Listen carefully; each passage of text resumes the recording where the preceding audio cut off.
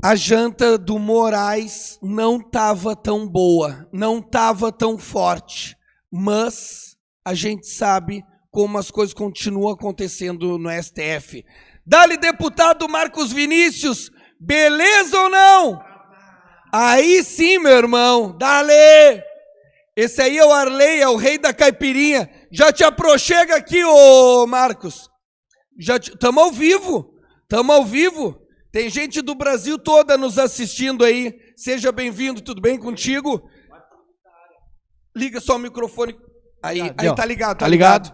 Marcos Vinícius na área. Aí sim, meu irmão, tudo bem contigo? Tudo uma boa. Tudo uma boa. Te apresenta aí pra galera que não te conhece, quem tu é. Bom, eu sou o Marcos Vinícius de Almeida, tenho 42 anos de idade, deputado estadual, presidente da Frente Parlamentar da Metade Sul na Assembleia Legislativa. Tenho 21 anos de política, há exatos 21 anos atrás eu fui eleito prefeito, com 21 anos de idade, mais jovem prefeito do Brasil, no município de Sentinela do Sul. Sou um cara natural da região sul do estado, filho de uma mãe jaguarense, de um pai camaquense, cara apaixonado, né, por esse canto do Rio Grande, pela vida, um cara de direita, liberal. Enfim, dá para falar mais um monte de coisa aí nos próximos Boa, eu já ia te perguntar, nessa régua aí da esquerda, direita, no centrão, onde é que tu te posiciona? Eu sou um cara de direita, a vida inteira fui de direita. Minha família sempre teve relação política, né, na comunidade, seja lá em Camaquã, em TAP, Sentinela do Sul, sempre por esse campo ideológico. Eu venho de um grupo que militava desde a época da Arena, né? Arena, depois PDS, foi essa troca toda de partido. Hoje tu é do PP? Sou do Progressistas. Virou prefeito aos 21 anos, Sentinela do Sul, quantos habitantes? 5.000 habitantes. Pô, bem pequenininha. Pequena cidade. E aí te reelegesse lá? Fui reeleito prefeito, né? Fui reeleito com quase 80% dos votos na época. Tive um governo diferente lá, Pedrinho, assim, porque eu fui eleito vereador em 2004. Tá.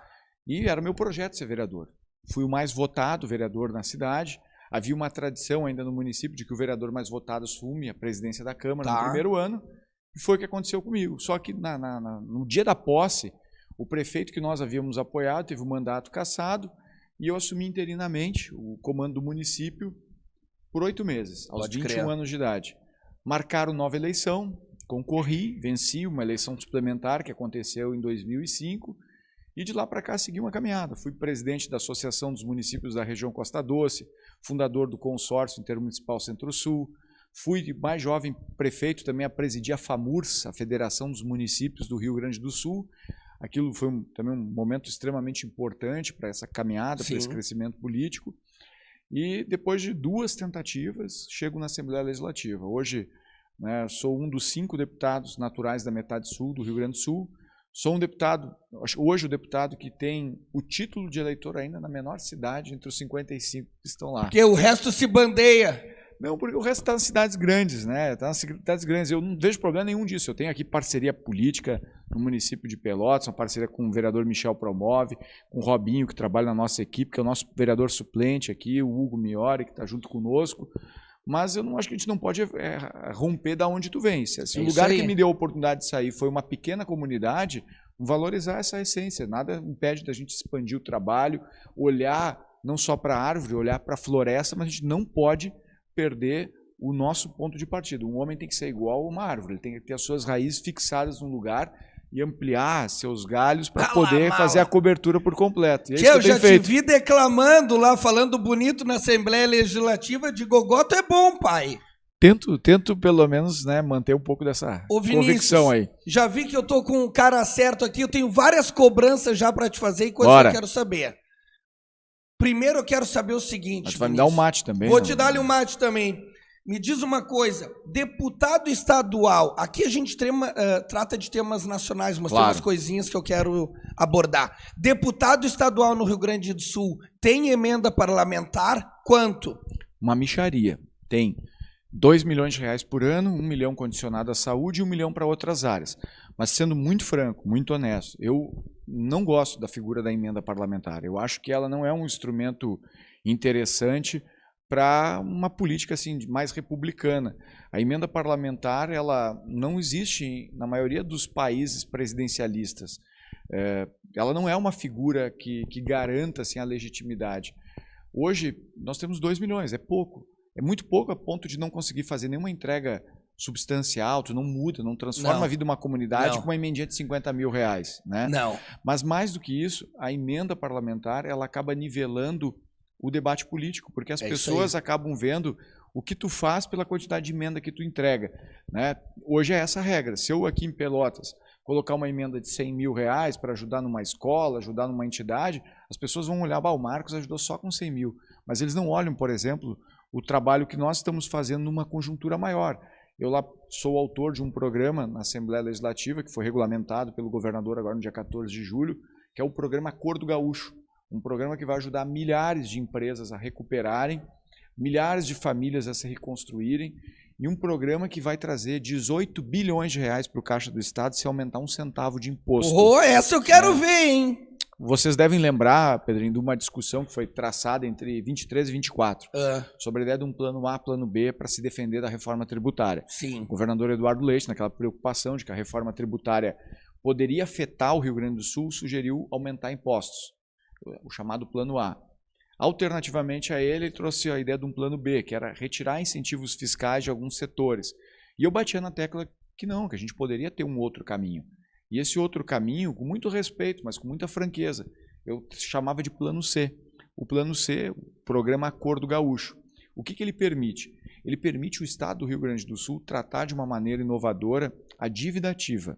Hoje, se tu como empresário tem uma dívida de ICMS, ou como cidadão tem uma dívida de IPVA e não consegue pagar, o Estado vai te inscrever numa lista de devedores, né, que é o chamado, né, a carteira de dívida ativa do Estado. Se tu não conseguir pagar administrativamente, tu vai parar na justiça e o Estado te cobra judicialmente. Hoje o Rio Grande do Sul tem 56 bilhões de reais em processos judiciais de cobrança de impostos atrasados. Meu Deus do céu, 56 bilhões? 56 bilhões. E esses processos, Pedrinho, às vezes duram 15, 20 anos e não são resolvidos, a empresa quebra, a família, né, acaba se desestruturando. O que nós propusemos? Um programa que desse ao Estado parâmetros permanentes para oferecer desconto no juro e na multa dessas dívidas e um parcelamento alongado. Usando o exemplo de São Paulo, que criou uma legislação lá chamada Acordo Paulista, inspirado também num programa que foi implantado pelo governo federal, ainda na gestão do Guedes, no Ministério da Fazenda, chamado de Regulariza. Então, basicamente é isso. O que o Acordo Gaúcho permite? Encerrar o processo judicial mediante a chamada transação tributária. Em vez de tu ser penalizado com juro, com multa, ter teus bens bloqueados, perder o teu patrimônio, tu faz um acordo judicial com aquele que, em tese, né, tu está devendo, que é o governo. O governo tem até 70% de desconto de juro e multa para te dar, e o parcelamento em 10 anos.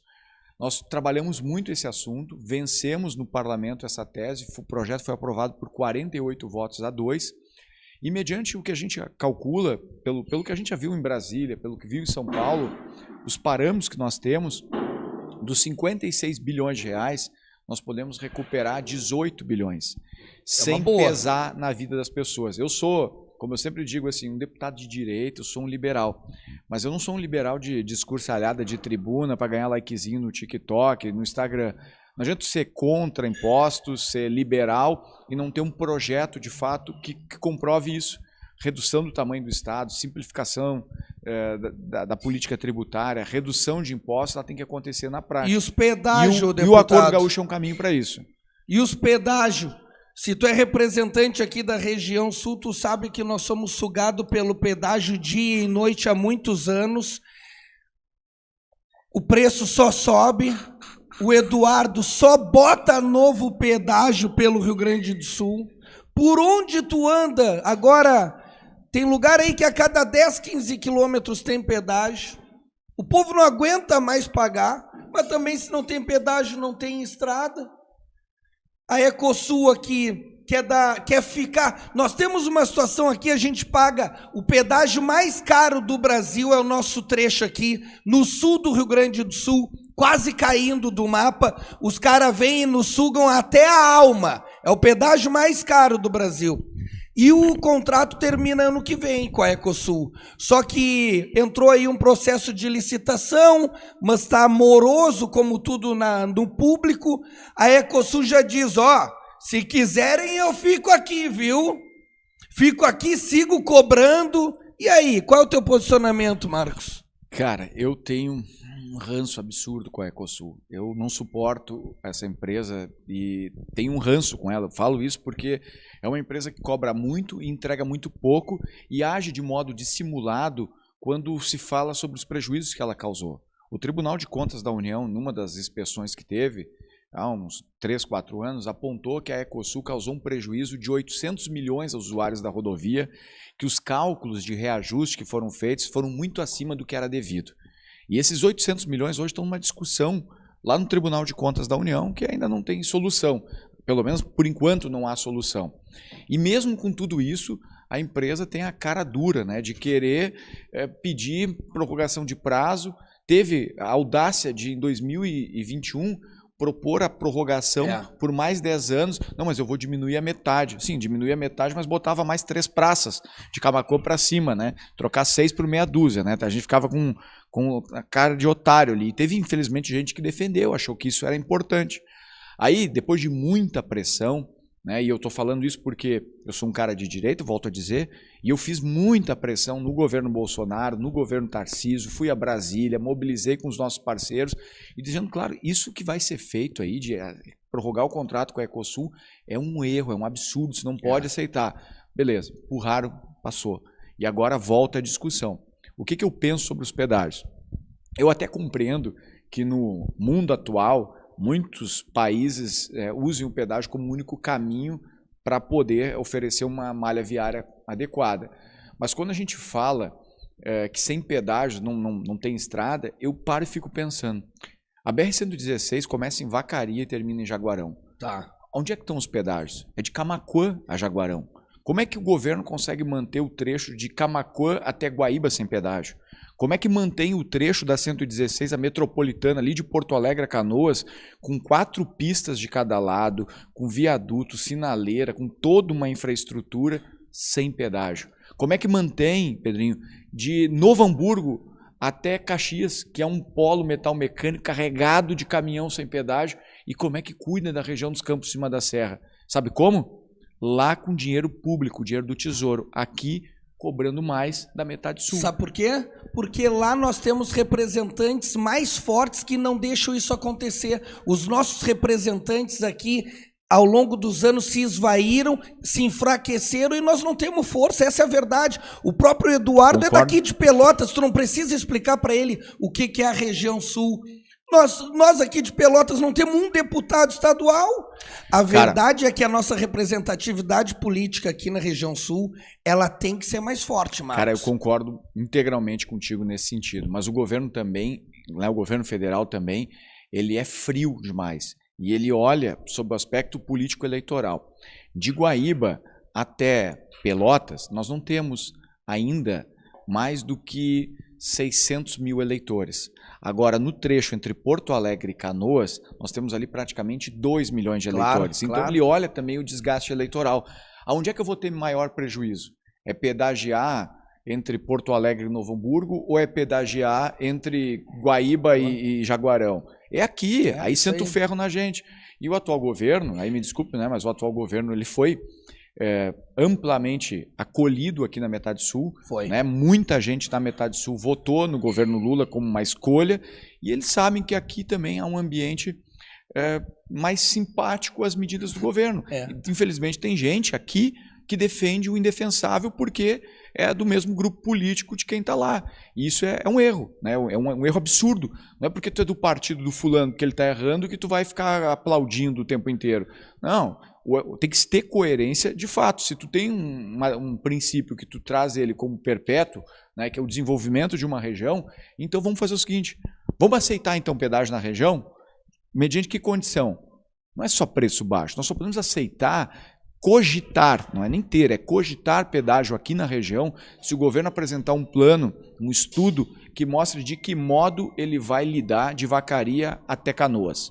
Se ele conseguir mostrar que ele vai botar pedágio de Vacaria até Canoas, vai distribuir o custo de manutenção no lugar onde mais tem circulação de veículos, que é de Novo Hamburgo até Porto Alegre e de Caxias até Novo Hamburgo, se ele conseguir distribuir ali os custos, a nossa região pagaria os pedágios mais baratos do Brasil, porque lá custa dinheiro alto para manter aquela despesa.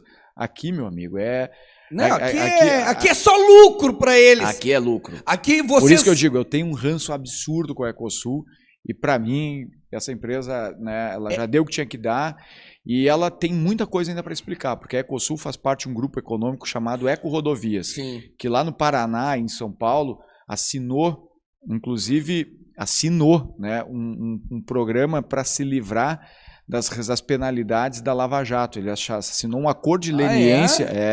Só dá um Google aí para te ver. Bota Eco Rodovias, Lava Jato, acordo de leniência. Vai ter o documento na internet lá, bem claro, do quanto que ela assinou de compromisso, de multa, de pagamentos, para poder se livrar, né, tirar a Operação Lava Jato das costas. Então, tem coisa muito estranha nessa empresa aí. Eu não estou falando isso só porque tem imunidade parlamentar. Estou falando porque é fato e qualquer pessoa consegue achar o que eu estou dizendo. Ô Marcos Vinícius, aqui sexta-feira a pegada é louca e a gente toma uma caipira. Caipirinha, caipirei, é só pedir pro Arley. Tchê, eu tomo uma caipira aqui, ó. Gurizada que quiser caipira para festa, para evento, pode chamar caipirinha, caipirei. Que sabor é esse aqui, Arley?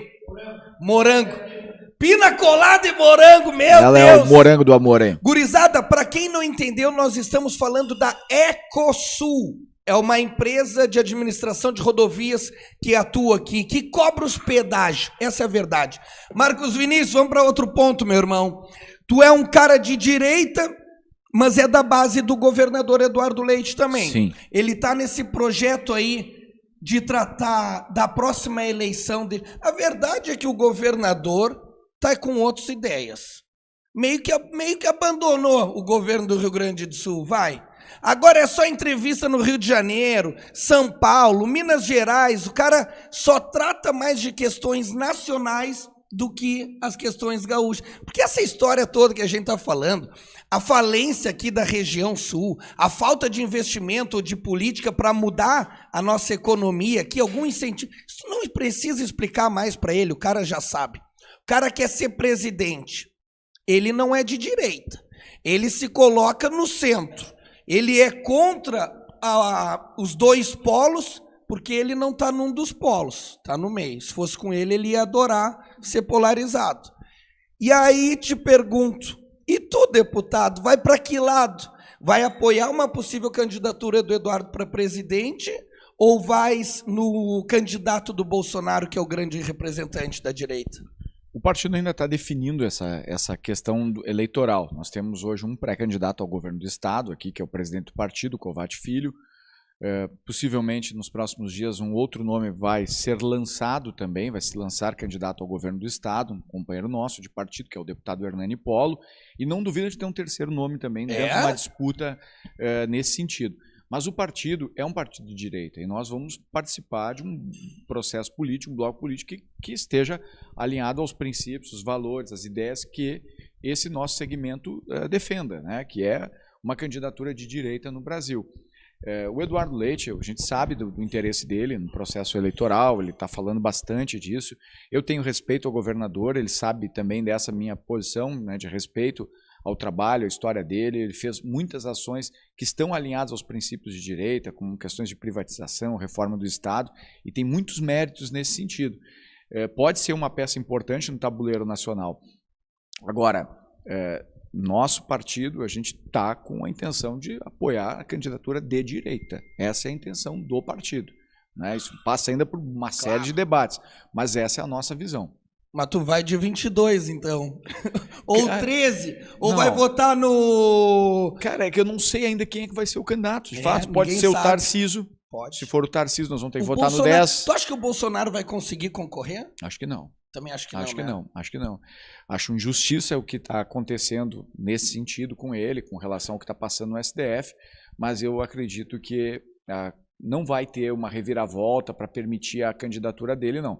E não só eu que estou falando isso, ele fala isso, né, de certo modo, a família dele, muitos apoiadores, deputados federais do próprio partido do Bolsonaro. E muita gente aposta, inclusive, que agora, talvez com essa sanção dos Estados Unidos em cima do Alexandre de Moraes, talvez até possa mudar um pouco as coisas. Bota o Xandão na tela, Luiz. Mas há quem acredite, inclusive, que o Bolsonaro possa, inclusive, ser preso. Sim, ele diz todo que o movimento que está acontecendo. setembro, mais ou menos, ele já está esperando o final do julgamento e a prisão. Então, se tu perguntar se a gente vai com 22, eu não sei, cara. A gente pode ir com o Tarcísio hoje está no Republicanos, a gente pode ter uma composição que envolva, quem sabe, aí o Ratinho Júnior, pode ser o Eduardo, pode ser o Eduardo, Michele. pode ser a Michele, pode ser o Caiado, né? A Michele é brabo, né? É difícil Michele de entender. é brabo. Hã? Quem que tu escolhe, prefere, Michele ou Janja? Ah, não, Michele. Hã? Michele. Ué? Em todos os sentidos, Michele. E esse aí E tu? é o cara... E tu, Michele? Cara, nessas duas aí, olha, é de doer. É de doer. Mas eu vou de Bíblia na mão. E esse aí, Xandão, o homem mais poderoso do Brasil, te pergunto, tu estás com receio de que a nossa democracia esteja acabando? Possa estar sendo implementada uma ditadura que tanto se fala nas redes, deputado? Nós não estamos vivendo uma ditadura, isso é bem claro, nós não estamos vivendo uma ditadura, mas nós estamos tendo comportamentos autoritários, totalitários e ditatoriais de uma pessoa que tem uma caneta muito importante na mão, que é o ministro do STF, Alexandre de Moraes. Ele age dessa maneira, ele traz para si uma incumbência, uma responsabilidade que não cabe exclusivamente a ele. Ele está anulando, né, votações da Câmara dos Deputados, do Senado, ele está se metendo na relação política, ele está caçando os direitos de operação de empresas internacionais. A gente não vive uma ditadura ainda, né, no Brasil, não vive, mas o comportamento dele é um comportamento autoritário, um comportamento totalitário e com características ditatoriais. Ele precisa sim passar por um processo de freio, né, nesse ambiente que ele está trazendo para o país, porque isso gera muita animosidade. Hoje a gente fala em polarização, tu falava, a polarização está acontecendo. Ele é um dos grandes responsáveis por isso. O cara que está realmente botando mais gasolina aí no incêndio é o Alexandre de Moraes. Tá todo mundo redobrando a aposta, né, Marcos? É impressionante. Mas a minha pergunta, tu tem um pouquinho de medo? Porque, cara, eu não sou advogado, mas eu gosto muito de política, acompanhando, comparando com o caminho que outros países tomaram. As ações do STF me preocupam um pouco, sabe? O uso do STF como uma ferramenta política e não mais jurídica, né? O STF, os caras se declaram politicamente na cara dura. Isso não tinha até pouco tempo atrás, né, Marcos? E hoje a gente vê a posicionamento deles na real. Teve um jantar aí organizado pelo Lula para dar apoio ao Moraes. Uhum. E a gurizada da direita viu uma luz no fim do túnel. Não foram todos os ministros na janta apoiar o Moraes. Tu acha que ainda tem uma luz no fim do túnel? Ou só com impeachment de algum ministro para que o povo também possa dar o recado para eles e dizer, calma aí, senão pode acontecer com outro? Eu fui eleito pela população gaúcha, né, deputado, fui eleito vereador, fui eleito prefeito. Eu tenho que acreditar na democracia. Se eu não acreditar que o voto seja o instrumento para essa mudança, então nem deveria estar aqui. Então eu acredito ainda no processo democrático. E acho que a luz no fim do túnel passa por um processo eleitoral em 2026. A gente precisa acreditar nisso. Ah, mas tem medo de urna, medo disso, medo daquilo. Cara, tem que acreditar. A gente não pode simplesmente botar o violão na sacola e ir para casa e dizer, não vai dar nada, é assim. Não, tem que acreditar, tem que ir em frente. E o processo é eleitoral. É assim que a gente muda as coisas. O que está acontecendo também ali, que tu falou, do não ter tido tanta adesão, tanto apoio dos ministros, ao próprio Alexandre de Moraes, algumas, né, é um pouco de medo, sim, eu acredito que tem um pouco de receio, claro, né, com as sanções que o governo americano impôs para ele, mas deixando bem claro, o governo americano não impôs essas sanções por causa do Bolsonaro. Na justificativa ficou muito claro, foi por conta da violação de direitos constitucionais, violação de normas internacionais, principalmente normas comerciais. Esse cara bloqueou a conta de muitas pessoas no X, tirou de operação uma empresa que funcionava normalmente aqui, tentou caçar os direitos da Starlink, por exemplo, bloqueou contas de cidadãos brasileiros no exterior, causou vários embaraços institucionais. Então, tem uma relação de lá. Se isso vai ajudar a frear um pouco o ambiente político aqui, eu acredito que sim. Mas a justificativa, a motivação dessa sanção internacional foi pela ruptura, né, de normas internacionais que o STF, né, especialmente o Alexandre de Moraes, causou.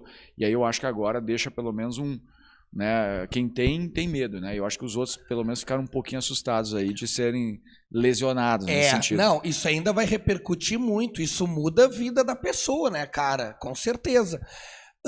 E o Lula nessa história toda aí? Porque o Lula também tem todo mundo é culpado pela taxa. É um pouquinho Bolsonaro, é um pouco o Xandão, é um pouco o Lula, Jabuticaba.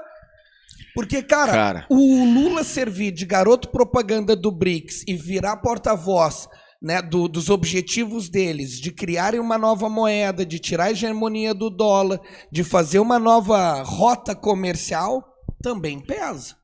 Cara, às vezes a gente vê a turma do PT tomando cuidado para não ferir, não magoar ninguém, sendo muito respeitoso, chamando ela de elo, de ile, todas e todes, né? Tomam cuidado assim para algumas expressões não serem taxadas como racistas, machistas, xenofóbicas e outras coisas.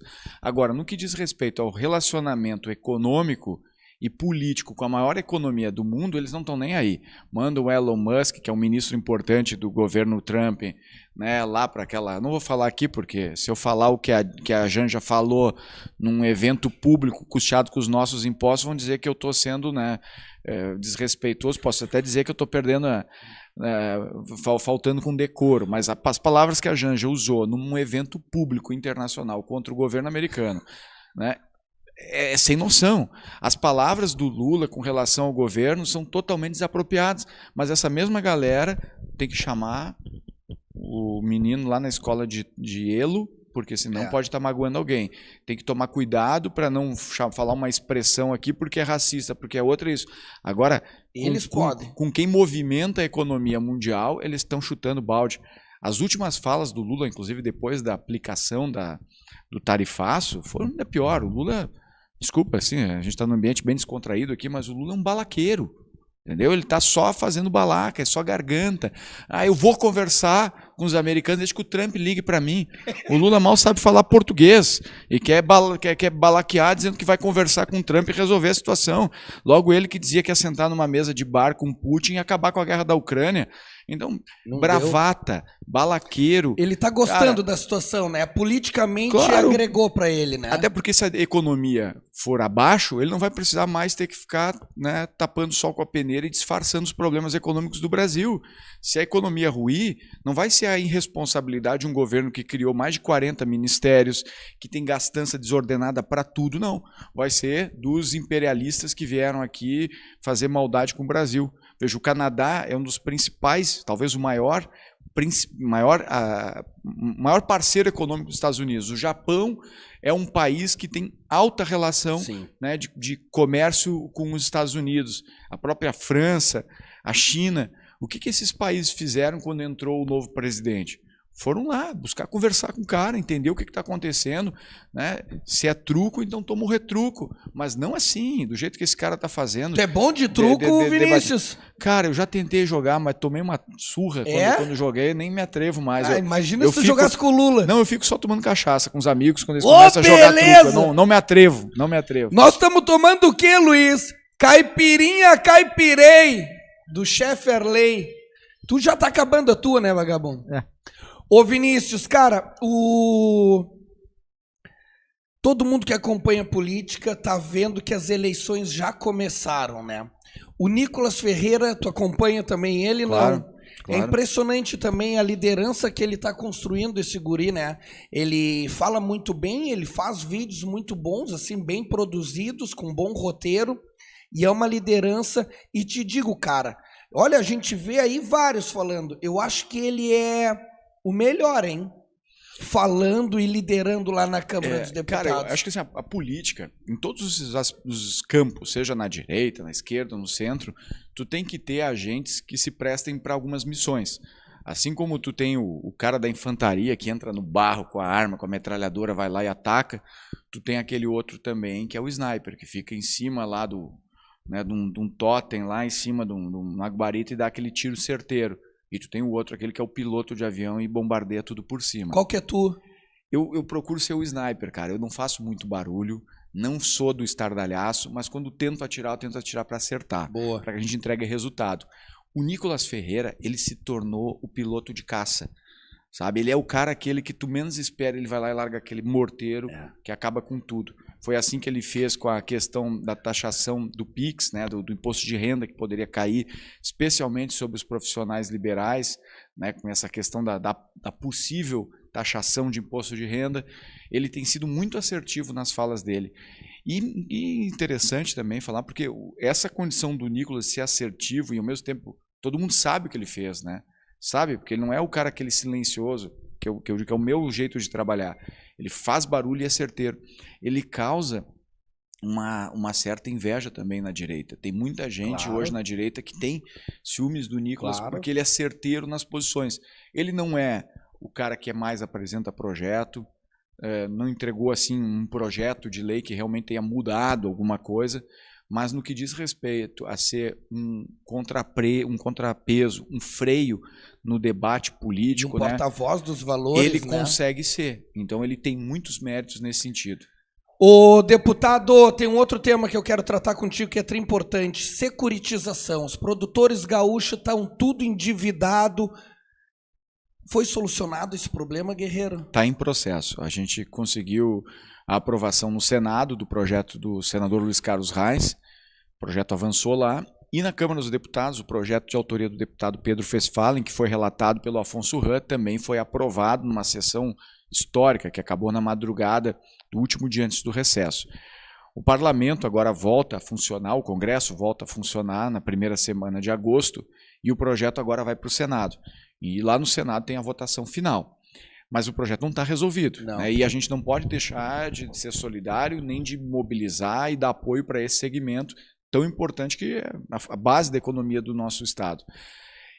Não está vencida a batalha. E tu pode ver pela votação que houve na Câmara. 5 deputados do Rio Grande do Sul votaram contra.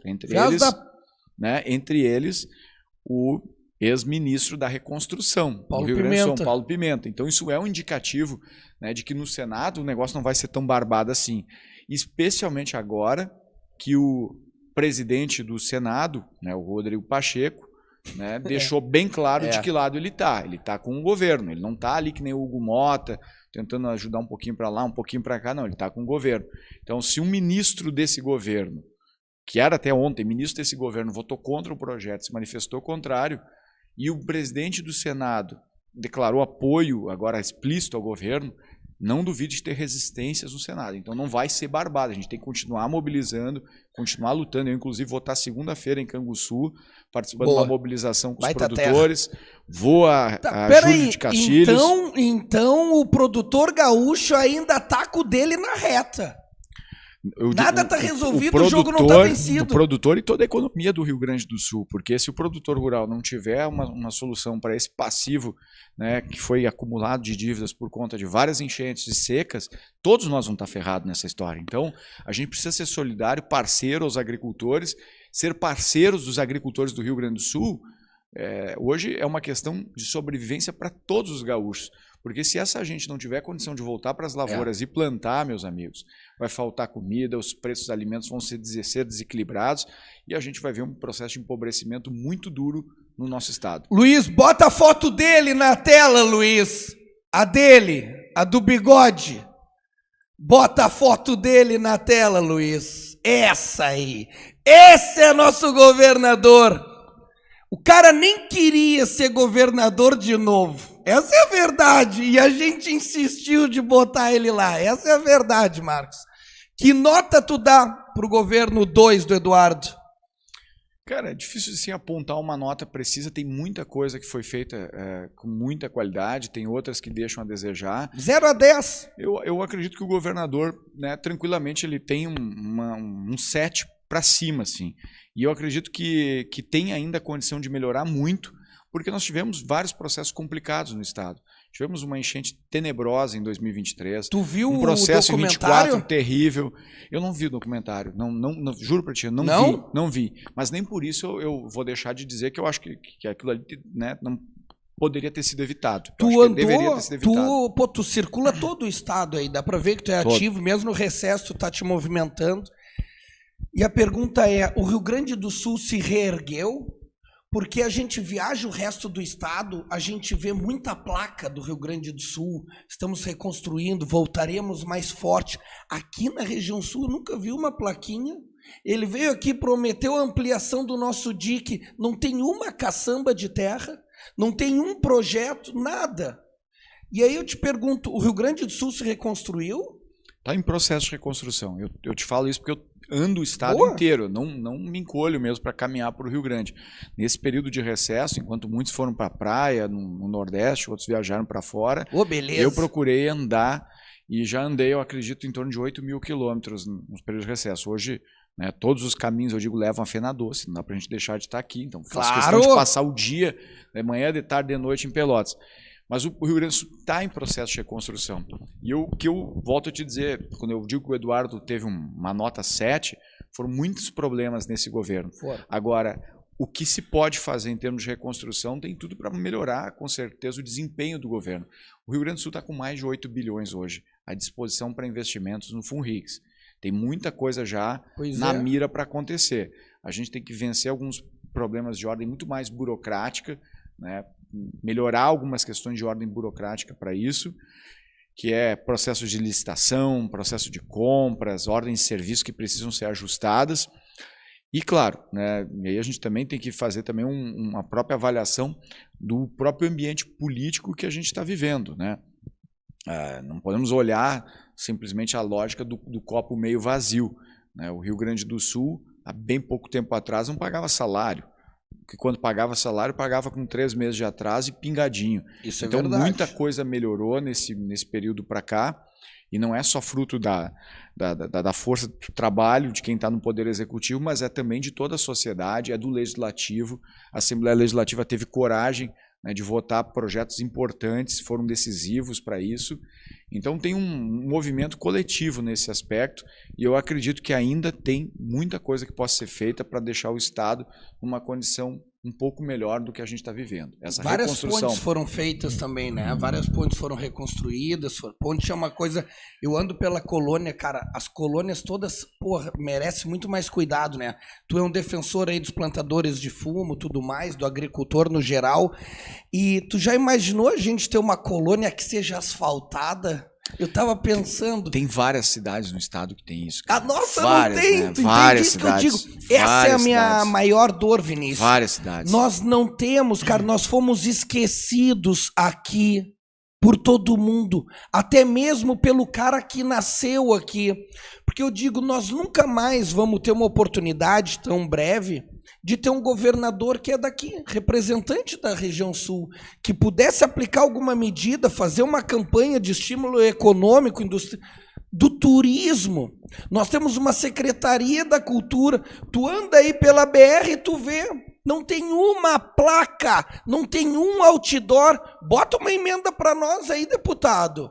Quando chegou ali passando com a Macuã, bota, bem-vindos à Zona Sul do Rio Grande do Sul, nós temos isso, isso e isso para visitar. Bem-vindos, uruguaios, bota uma emenda para nós. Nós não temos uma publicidade, nós não temos uma placa do governo estadual, nada. Nós estamos esquecidos aqui, deputados. Eu acredito que a gente tem que melhorar muito nesse sentido também de divulgação e promoção da Zona Sul do estado. Eu vi, para não ser assim injusto, eu vi uma propaganda da Zona Sul do estado no aeroporto de Porto Alegre. Já na chegada, a nova ação da Secretaria de Turismo estampa ali a Praia do Laranjal, São Lourenço, Caçapava do Sul. Tem no aeroporto já alguns investimentos ali. Mas pode ser realmente mais robusto nesse sentido. porque a gente vive realmente uma região que ficou muito atrasada no tempo. E isso, Pedro, faz parte, inclusive, da forma como a região se formou.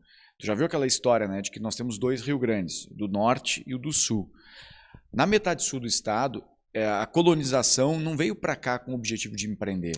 Nosso povo que está aqui hoje veio para cá para guarnecer fronteiras em disputas, né, disputas territoriais. E muitos escravizados. Muitos escravizados, e as pessoas que vieram para cá foram perdendo o sentido. Quando tu vai para o norte do estado, vou dar um exemplo, vai no norte do estado, chega algumas famílias de italianos, de alemães, eles conhecem a origem deles. Eles sabem quem foi o avô, alguns sabem até o nome do navio, né, do barco que o bisavô desceu no porto, tal e tal. Lá veio muita gente com diploma, veio engenheiro, veio médico, tanto da Alemanha, da Itália, pessoas sim refugiadas, né, mas vieram lá instruídas com a intenção de colonizar e produzir, inclusive com papel passado para isso. Nós vivemos ainda aqui a característica de uma região que era meramente formada por soldados. A gente tem 2 metades, a metade da espada, que é o povo que veio para cá, e a metade norte, que é a metade da enxada. Eu sou Vieira de Almeida. Eu acredito que eu sou de origem portuguesa. Eu digo eu acredito porque eu conheço o meu pai, e o meu pai conheceu o avô dele. Mas o meu bisavô é desconhecido. Ninguém sabe? Ninguém sabe. Provavelmente era um gaúcho índio chucro aqui da zona sul do estado, né, que andou por ali. A gente não tem essa sensação de pertencimento a uma região. Essa tua análise aí. A gente não tem. E talvez até por essa falta de pertencimento, a gente... sabe, parece que não é dono desse nosso espaço, como os caras lá na metade norte se sentem donos. Por falta de pertencimento, a zona sul do estado vota em gente do norte do estado. Aí é bucha. E acontece. Vai lá na Serra, vai a Caxias e olha quantos deputados estaduais tem em Caxias. 3. Só em Caxias do Sul, 3. Bento Gonçalves tem 1. Igrejinha, que é uma cidade pequena, também tem 1. E aí todo mundo com emenda, tu imagina a diferença que faz. Não, mas com uma sensação de pertencimento diferente. Eu hoje sou um dos 5 deputados da região sul, mas para ser eleito e trabalhar pela metade sul, eu tenho que andar o estado inteiro em busca de apoio. Eu tenho que ir a Vacaria, onde estive lá buscando apoio. Eu tenho que ir a Ijuí. Pegando uns votinhos, formando uns eleitores. Tendo grupo político, claro. Consegue? Se eu não fizer isso, não tem. O povo daqui, né, precisa compreender de que a gente tem que criar realmente um ambiente de maior pertencimento. É uma questão cultural, não é culpa de ninguém. Tem gente que diz assim, a Serra vai bem porque lá é um povo italiano, alemão, balela. Não é a cor do olho de alguém, a cor da pele de alguém que vai fazer uma região do estado crescer mais do que o outro. Isso aí isso sim é racismo, isso é xenofobia. Não é o cara ser de origem alemã ou italiana que ele tem uma cidade mais bonita, mais asfaltada, mais caprichada. Não. O que faz aquela região ser mais forte do que a nossa é a representatividade política que aquela região tem nos debates sobre orçamento público. Se o cobertor é curto e tu tem dos 50 deputados, 55, tem 50 puxando para a cabeça, é óbvio que os pés vão ficar de fora. E é isso que está acontecendo com a gente historicamente. A nossa falta de sensação de pertencimento. Eu digo assim, eu nasci aqui, na região, minha mãe nasceu em Jaguarão, meu pai é de Camaquã, vivo por esse canto aqui, meus pais se formaram aqui em Pelotas, os 2 são dentistas formados pela UFPEL, nossa família está aqui, mas eu digo, eu não conheço a minha origem, a minha história profundamente, porque a gente não tem isso.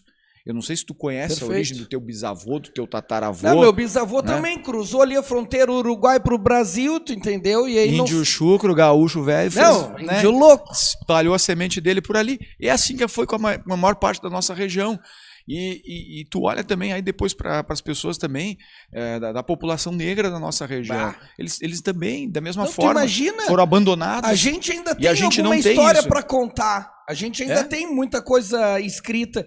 E os negros que vieram de diferentes lugares da África, misturados em navios, manda para o Brasil, cada um vai para um lado e tu não tem essa tua origem. Tu não sabe bem de onde tu veio. Tu tem o sentimento ainda na região sul, um sentimento de sobrevivência. Né? Nós todos aqui estamos tentando sobreviver. Nós não estamos aqui tentando construir. Então, é muito difícil. Hoje, aqui nesse espaço que a gente está, no teu estúdio, aqui, ó, cercado desses edifícios bonitos aqui Parque no bairro. Una! Cara, isso aqui é um espetáculo, isso aqui é uma revolução no município de Pelotas, mas muito especialmente para a metade sul. Não tem algo igual da Ponte do Guaíba para baixo. Eu não conheço outro lugar que tem algo semelhante. E tá indo para Uberlândia, São José dos Campos, Fortaleza. Então, cara, a gente tá vendo alguns sopros assim de esperança, né? É outra cidade dentro de Pelotas, né? Dá orgulho outra. Isso aqui, cara. É, com certeza. E a gente tem que fazer as pessoas, né, sentirem orgulho do que também tem lá na sua volta. Então nós temos que fazer isso.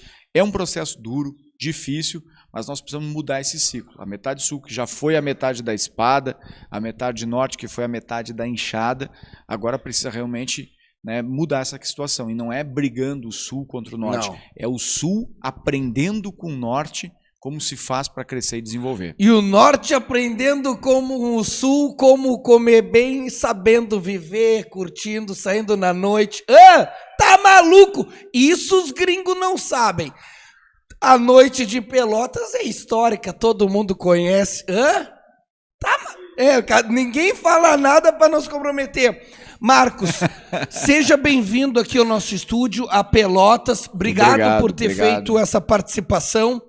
Se tu quiseres deixar alguma última mensagem ou tratar de algum tema que tu queira fazer um corte e a gente não tratou, e quero te desejar uma boa Fena Doce. Muito obrigado. Primeiro agradecer a oportunidade de estar aqui, né? Eu tenho acompanhado vocês pelas redes sociais há bastante tempo, eu vejo a qualidade que vocês têm no trabalho, né? É muito bom isso aqui, especialmente em uma região como a nossa. Né, ver um estúdio moderno, gente trabalhando de modo diferente, inovando no sentido literal da palavra. Isso aqui é inovação em comunicação. Então a gente não pode perder esse ciclo importante, a gente tem que de alguma maneira, né, chamar a atenção e valorizar o que a gente tem de bom. Quero agradecer mais uma vez, agradecer a parceria dos meus parceiros que estão aqui, o Robinho, o Hugo, que estão aqui nos bastidores com a gente. O Michel promove que daqui a pouco a gente encontra ele para dar Esse é uma banda em Pelotas. Né? Tá bem acompanhado. Tá vindo para almoçar? Tá vindo para almoçar. Esse tem história também. Tem. Gurizada, nós vamos fazer o nosso comercial rapidinho, em torno de 2 minutos, a gente já volta e nós voltamos para aquela coisa que a gente faz sempre. Vamos olhar a rede social de todo mundo, dar uma espiadinha lá na do Lula, na do Geraldo Alckmin. Geraldo Alckmin foi tomar café com a Ana Maria Braga, mostrou a meia para mostrar que não tinha a tornozeleira. Tá ligado? Claro. É tempo de safra para os políticos, gurizada. Crise é tempo de oportunidade também. Claro. Para todo mundo, né? Eu volto a dizer, o Lula vai usar isso para disfarçar seus erros, né? Então... ele está usando já. Marcos, usando muito obrigado, tá, meu velho. Seja bem-vindo aí. Volta Parabéns. sempre e te desafio. Bora. Lança uma emenda para nós. 2 outdoor, cara. 2 outdoor. Um para os uruguaios e outro de Guaíba para cá, dizendo: seja bem-vinda à região sul do Rio Grande do Sul. Boa, gostei muito da ideia. Vale muito a pena pensar nisso aí. Parabéns. Quantas pessoas passam ali? Não tem uma placa nesse sentido. Vai por mim que tu vai deixar tua marca. Com certeza. Gurizada, já voltamos em 2 minutos. Muito obrigado. Valeu!